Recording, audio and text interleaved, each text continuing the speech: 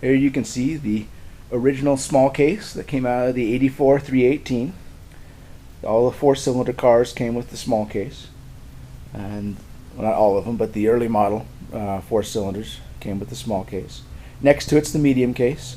It came out of a six-cylinder 325E, which this was actually an ETA or a Super ETA, I'm not sure. It is a 279 gear ratio with a limited slip. The limited slip is indicated by the white S painted on top, and if you can't see that S because it's too much grease, you can always check the tag. And if you can see there, the S279, S indicates limited slip, and 279 indicates the gear ratio. One of the lesser known things about going to a lower numerical ratio or a higher gear is they're actually typically stronger than the higher gear ratios because you're having to do less of a transition. So the pinion gear is bigger than you would have on a smaller gear and has more teeth for engaging.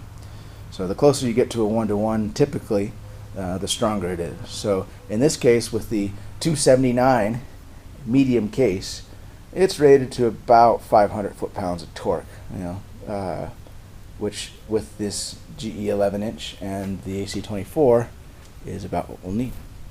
So let's get it into the car.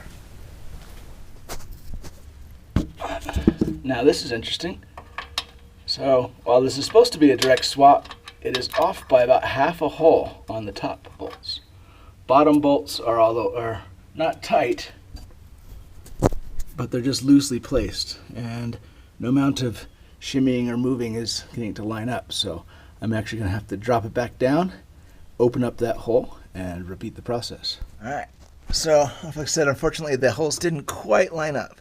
So I need to open up these holes just a little bit. Alright, after a few attempts, finally got all of the bolts lined up. I did have to enlarge all four holes for this mounting pattern. I tried several times, but it was always off just like about a quarter of a hole.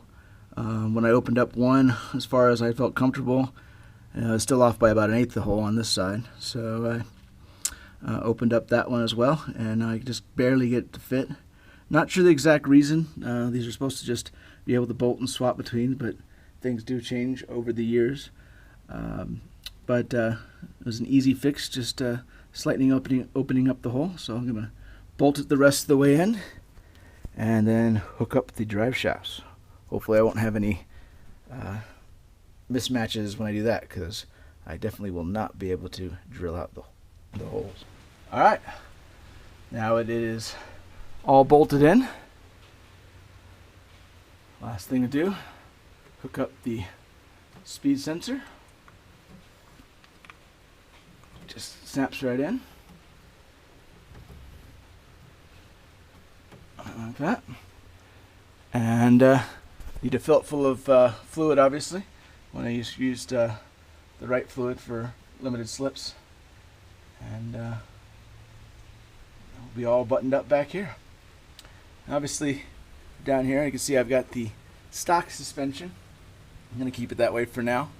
Once I get out in the road, see how the weight and balance is, where I want to lower it, where I want to stiffen it, and what I want to do with shocks. I might be tempted to do this now, but because I am changing the weight and balance of the car so much by going to the twin motors up front and most of my pack in the rear, I want to get a little bit of seat time in it first and see what happens. Well, I hope you enjoyed this video, and hopefully next episode will show you the drive shaft installed and wheels spinning. Also want to take the opportunity to show the differences in drive shafts. It's kind of hilarious, actually. The top one is the drive shaft that mates to the Dodge transmission. It's out of a rear-wheel drive Dodge Dakota. And below that is the drive shaft that originally came in the 318. Obviously, I can't use the Dodge one in place of the BMW one, so I'll take it to the drive shaft shop and they'll do some surgery to Frankenstein the yoke for the AX15 onto the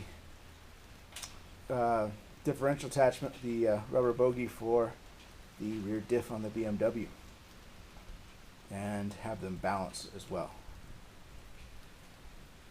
You can see the diameter on that tube is quite large for the Dodge.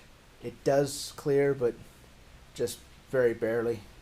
So I might just have them keep the yoke and go to a smaller diameter heavy wall tubing. The tubing is really cheap.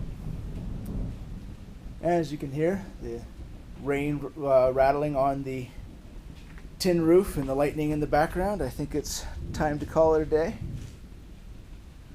More to come on the BMW project.